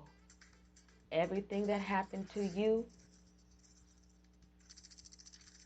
happened through you, meaning it passes through, meaning that you can get to another place. Excuse me, it's not easier said than done, it's just what has to be done. A lot of what we are encountering is because the people around us are no good for us. The food that we eat is no good for us. The things that we participate in are no good for us. We have walked away from who we really are. And the war is real. Pain is real, and yes, it hurts. You can be hit with something so heavy that it knocks you completely off your feet. Blindsided. Never saw it coming. And that is where you have an opportunity to say, not today. This is it. I'm going to fix this. This will change. When I was in my 20s, when I was a young girl, when my vibrations were low, y'all, low. And I would deal with a relationship and we would break up, or I would find out that I was being betrayed, or there was some disloyalty, I'm being backstabbed. I wouldn't eat, I wouldn't sleep, I wouldn't tend to myself. All I would do was think about this guy. All I would do is think about the situation, and I would try to find ways to lure him in, try to find ways to make him want to be with me. Can I give him more sex? Can I do this? Can I do that? What can I do to just show him that I need him? I want him. I have to have him. Oh my gosh, I can't be by myself. How can he do this to me? All of that, and I would not eat or I would not sleep. I would not tend to myself. I would be in a state of depression for fucking what? Because I did not know how to cope. I didn't know how to cope. I didn't know how to deal with it. I was not in tune with myself. My self-esteem was low. I had no confidence. I was not aware of power, righteous power. I had not yet tapped into what it meant to actually vibrate higher and conquer those things that are coming after me. That these things were sent to teach me lessons about myself and people. But as I grew in the Most High God, I learned, I developed. Let me tell you, my last situation, my ex walked away from me, literally abandoned me, cheated on me, betrayed me. I had to fight off covens of people, deal with black magic, witchcraft, which he was under as well, and if you're listening, you and I have told you this, black magic, spell work, and voodoo has been done on you. You need to know that. I'm speaking to you specifically, brother, my ex. I love you enough to walk away. I love you enough to still say, because I was assigned to you to help heal you, that they used black magic, spell work, and voodoo on you. That's why you couldn't think straight. That's why you were bound to situations that you were supposed to be removed from. That's why you encountered what you encountered. They are karmic. They are evil. That's why I was sent, and that's why they worked so hard to remove me from the situation. But God, black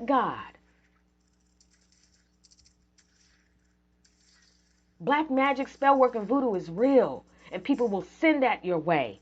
They will use that to try to go against God's will because they can't have what they want, because they want your inheritance, they want your mate, they want your lifestyle, they want your identity, they want your gifts, they want to be you. They want to disrupt and cause chaos because their whole life is full of chaos and calamity.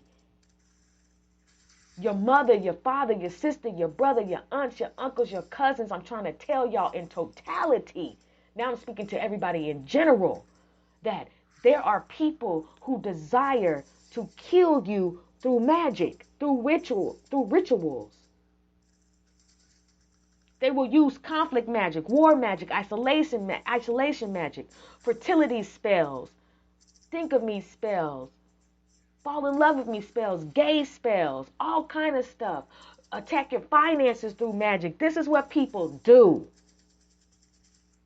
That's why some of you are in your heads. That's why some of you can't explain why you're sick, why you're always drained, why you can't get out the bed, why you don't want to create, why you don't want to show up for the day, why you don't want to take care of the house, take care of the kids, clean up, clean yourself, why you don't want to show up, because it could be that somebody has sent something your way. And because you're in a low vibrating energy, you do not know how to fight back just yet. But the Sister Speak show's got you. Because what won't happen is I will not have my listening audience, not near one of you, take your clothes off, write a letter and say, this is the day that I'm going to take my life because I do not know how to mount up on wings like an eagle. No, ma'am, no, sir. Not my brothers and sisters, not in my village. I won't allow it. I won't allow the devil and his demons to suggest and lure you and push you off of the cliff. I will not.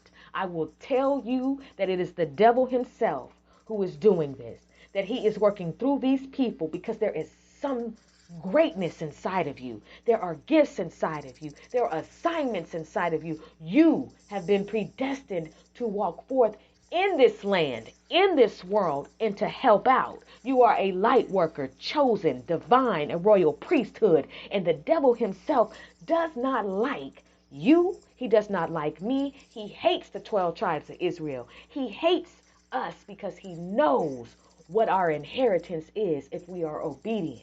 And if we hear well done, he wants you not to hear well done. So he will do everything he can to make you give it up. Give it up. With his old punk ass. Yes, to you. I'm serving notice to you, Satan. You know you got lowercase power. You remember when you came after Job? What did you tell the Most High God and y'all? What did you say? We've been trying. We've been trying. We, who is we? We've been trying to take him out, but you got this hedge of protection around him. You can take everything, but you cannot touch his life. That is the Most High, all power, telling you what you can and cannot do.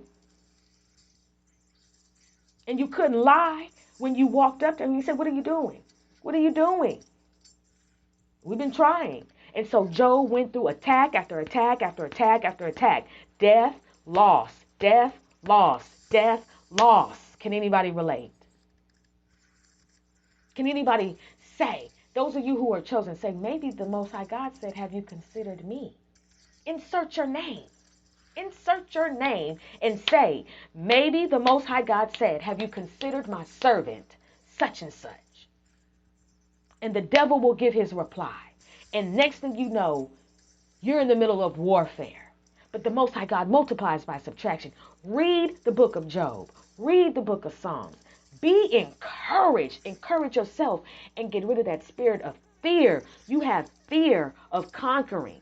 You have fear of climbing. You have fear of reaching. You have fear of walking. You have fear of not being weary. You have fear of walking into the marvelous light. And we cannot have that because you cannot Have fear of walking into the marvelous light, but have no fear of walking into a lion's den. In a lion's enclosure. The only one who could walk into an enclosure where there were lions was Daniel. And that was divinely orchestrated to show what needed to be shown about how the Most High God has all power over all his creation. The lions cannot attack if he says don't attack.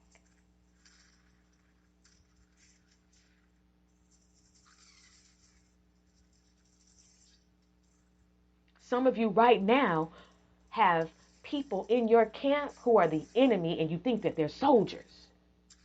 You think that they are fighting the same battle that you're fighting. No, because we don't want it to be that we're in the middle of acting and the prop gun is a real gun. Case of mistaken identity. Some of you right now in your troops ain't your troops. They work for the enemy. That's why they keep crossing your boundaries. That's why they keep trying to set you up. That's why they keep on saying things that you're like, dang, why you say that? Why you do that? Why you acting like that? Damn, that was shady. Look at, catching looks, catching vibes. Y'all know what time it is. You ain't slow. You ain't imagining it. You just keep giving too many fucking passes, John Elway. Too many passes.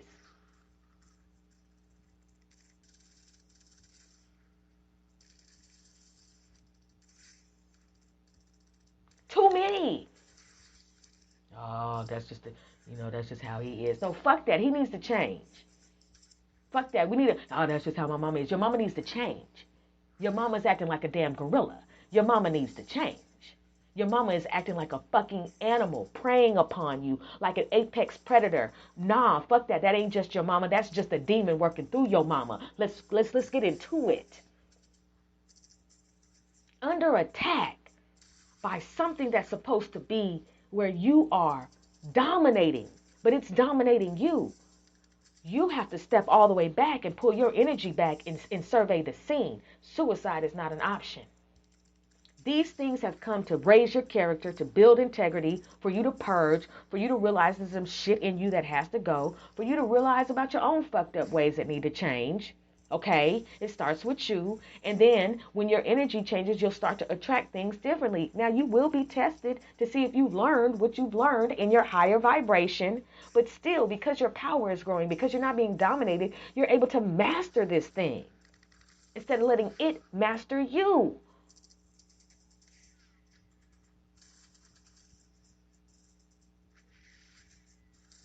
Your success, your achievements, just the fact that you're alive, your enemies are mad about that. Give them something else to be mad about. Keep on living. Keep on moving. Don't stop like the hands of time. Keep on moving. Keep going forward. Keep pressing through. Because some of you are in situations because they put magic on you, as I said, and you are bound to situations based on magic. And if you were to vibrate higher and come out of that magic, reverse it, return to sender, and do the things that you need to do to clear the energy, to cleanse the energy, cleanse your home, raise your vibrations, and get everything on a right frequency. That's why you can't leave. That's why you're still with this woman. That's why you're still with this man. That's why you're still here, still there, still doing this, because somebody put something on you to keep you bound. And you need to cut the cords. Let me tell y'all about a dream I had. Because I have prophetic dreams. I don't play around. I have prophetic dreams. Who the dreams that I have? Y'all. I had a dream that my ex and I were on a huge cruise liner. I'm talking about a huge boat. A big boat. We were on the deck, sitting in wooden chairs. The chairs were glued to the deck. He had cords around his legs to where he couldn't get up. He had cords around his body to where he couldn't move. His hands were tied up, and I was in the same situation, sitting right. He was on the left of me. I was on the right of him, sitting in a wooden chair. We had identical cordage around us. We were tied up. We could not escape. We were sitting on the deck. The ocean was violently moving. The waves were moving. And we hit a dip.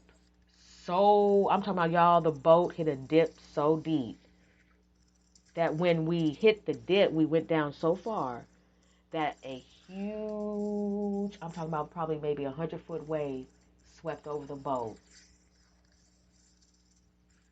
Hit us. Now, at this point, I'm thinking death.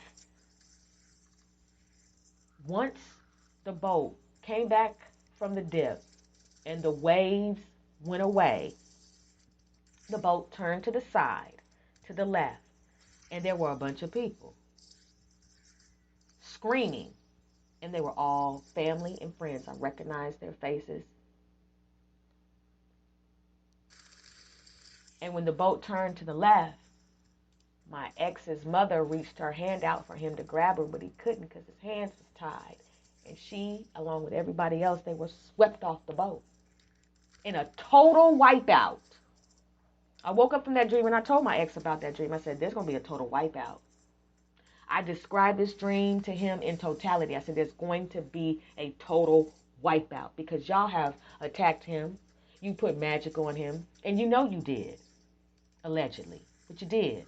You played with that voodoo, that spell work, and you put him in a situation, and you put me in a situation to continue to cover up the scandal that you all have in your group. Now, I can't go there, but you already know what it is. So if you're listening, I'm telling you, that's what they did. I sent messages. I have warned you. I did my job. I told you I would help you. In my dream state, I told you I would help you. I saw my ex in the dream. We're going through the woods, and his arm is around me. He's bleeding from his mouth and his nose. And I'm like, I'm going to help you. I'm going to help you. He was wounded. I'm like, I'm going to help you. I'm going to help you. I'm going to help you.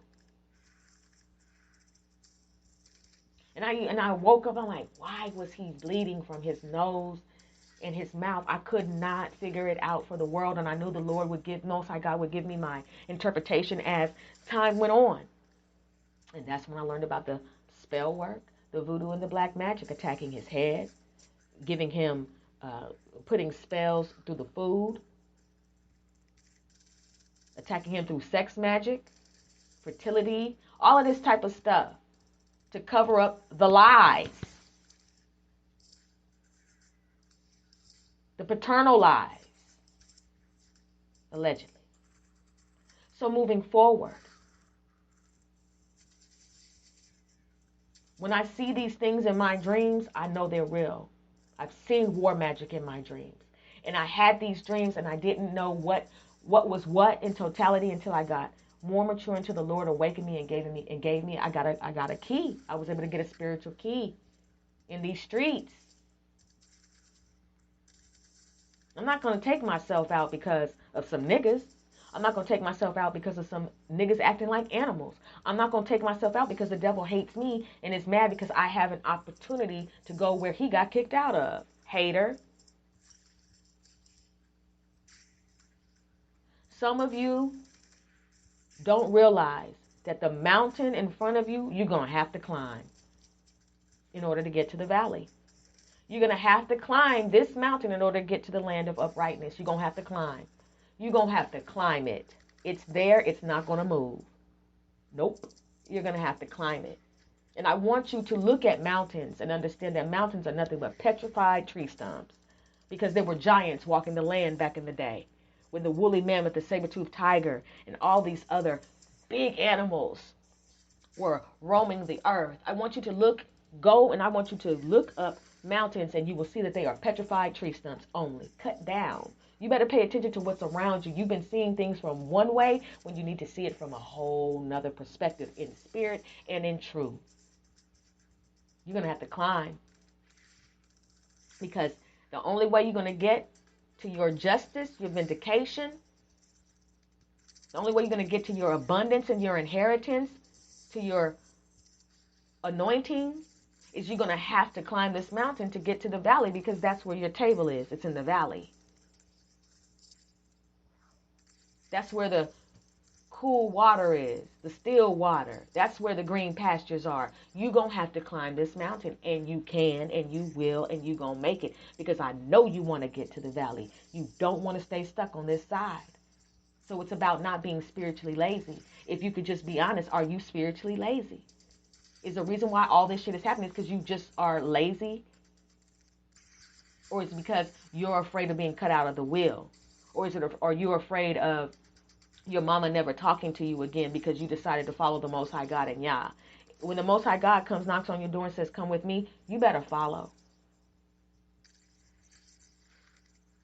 War is real. Spiritual warfare is real. People do attack. You have no idea that the people in your home, you would never expect that someone in your home would turn on you and maul you in the spirit. In your friend group, at the job, in your family. But now that you know that these are animals, these are people acting like beasts, these are people who are acting demonic like dogs, wild dogs, what are you going to do about it? Are you going to try to pet the dog, feed the dog, take the dog to the vet, or are you going to run for your life? Are you going to call animal control? Animal control. Animal control. He, she, they, it doesn't bite. When animals attack, when visits to the zoo turn deadly.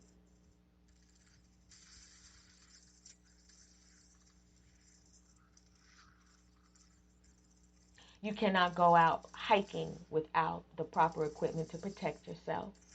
You cannot walk through certain places without protecting yourself. You can't even go through a walk in your neighborhood without having a stick because of the dogs being loose. And don't let it be a neighborhood where there ain't no cars parked on the street. Damn it. When's the last time you ran? I'm talking about for a while. Like, gotta get out of here because something's chasing me ran. Okay. Yeah. We need to put ourselves in positions where we are prepared. And I do not want anybody ever in their life, to say that they cannot mount up, to say that they're not a warrior, to say that they're not strong, to say that you choose defeat over victory. That's not what being more than a conqueror is about. Because we have dominion over the animals, we also have that wisdom. That does not mean that we go and we take them from their places and put them in zoos, put them in aquariums for people to pay money to look at them for their own pleasure. You're disrespectful as fuck for fucking with these animals in the first place. You have no business taking these animals from where they are and bringing them to any place and calling it a zoo, a circus, and exploiting these animals and stripping them away from their natural environment. They're sad, and all they want to do is be free. But there's something about the colonizer that hates freedom. There's something about the colonizer that desires to always go into a land, take something or someone from that land and bring it over to another land for its own purposes and gain. There's something fucking wrong with you cave people, you 90%ers who are barbaric.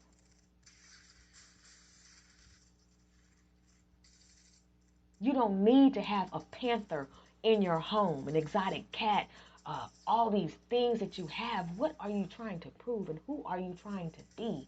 I am tired of the colonizers taking things that don't belong to them and using them for their own gain. These animals have to be slaves for you. These niggas got to be slaves for you. You just want it all, don't you? You ain't gonna stop until you have it all. You will not stop until you run all of your pseudo power out. And you think because nothing has happened to you yet that you have gotten away with several decades and centuries of atrocities. And I want you to keep thinking like that, because that's how you get got. That's how the Most High God comes in like a thief in the night. And next thing you know, you wake up in a tower because you like to fuck with shit that never fucked with you. No bear ever asked for you and your fucking crew and your dart guns and your tranquilizers to come into the woods and take them for your fucking zoo. And you know you have to come in that manner and use things, because otherwise you know that you don't stand a chance with the bear. You ain't got David in you.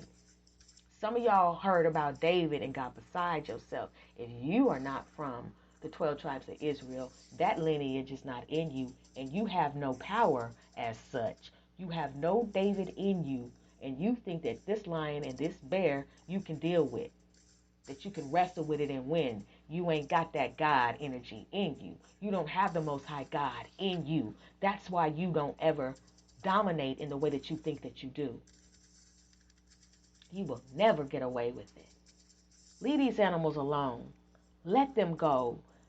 Stop adopting these pets, these chimpanzees and these other animals, and bringing them home and then having your friends get their face slapped off or get an attack. Stop, stop, stop.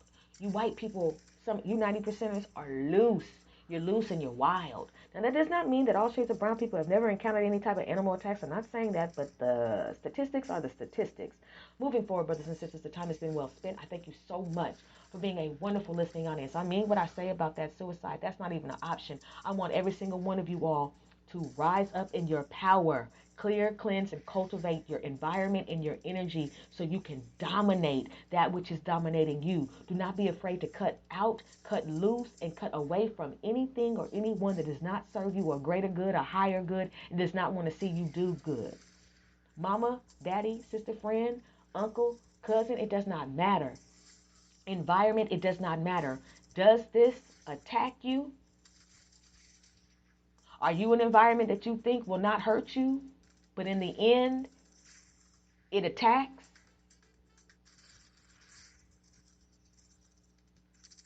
Some of you are afraid of hurting somebody's feelings because you're going to make a choice that is going to benefit you for the present and the future. And it is that choice that will emancipate you. But if you choose not to make that choice of emancipation, you may end up taking your clothes off, writing a letter, and walking into the lion's den, wanting the lions to take you out. Thank you for being a wonderful listening audience. No weapon formed against me or my listening audience shall prosper. Yea, though I walk through the valley of the shadow of death, I will fear no evil. The Lord is my rock, my fortress, and my deliverer. My God, my rock, in whom I take refuge.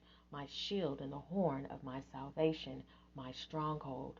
Blessed be the name of the Most High God and Yah. My listening audience is divinely protected, and so am I. I return to sender all black magic, voodoo, and spell work. I reverse all negative, demonic, and satanic evil eye energy into your bosom. It has an adverse effect immediately into your bosom 100-fold. Most High God, I ask that all of my enemies be defeated. And I ask that all of my listening audience's enemies be defeated.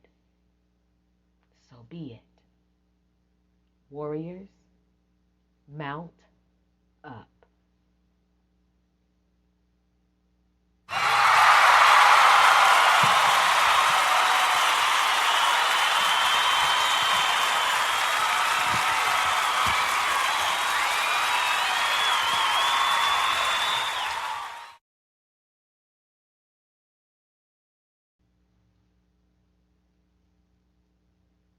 I say what I mean, and I mean what I say.